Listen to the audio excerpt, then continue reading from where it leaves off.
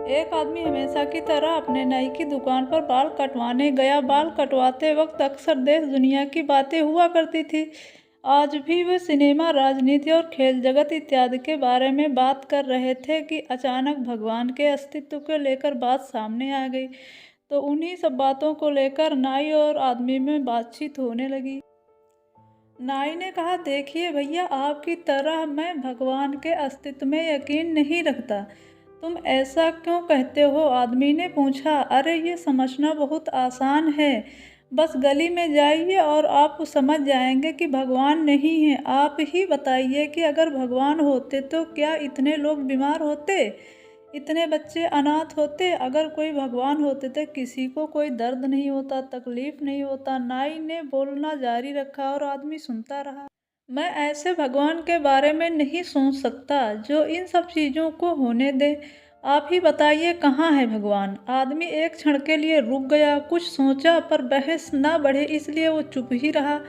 मैं ऐसे भगवान के बारे में नहीं सोच सकता जो इन सब चीज़ों को होने दे। आप ही बताइए, कहाँ है भगवान? आदमी एक क्षण के लिए रुक गया, कुछ सोचकर, बहस आगे न बढ़े इसलिए चुप रहा। नाई ने अपना काम खत्म किया और आदमी कुछ सोचते हुए दुकान से बाहर निकला और कुछ दूर जाकर खड़ा हो गया।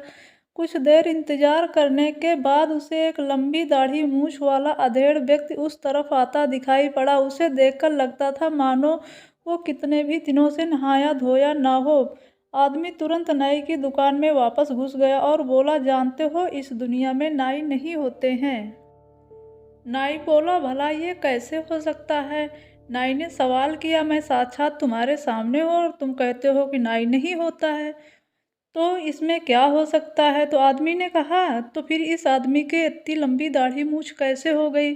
तो नाई बोला कि ये मेरे पास नहीं आता है भाई साहब ने, इसकी इतनी लंबी दाढ़ी मूछ नहीं होती।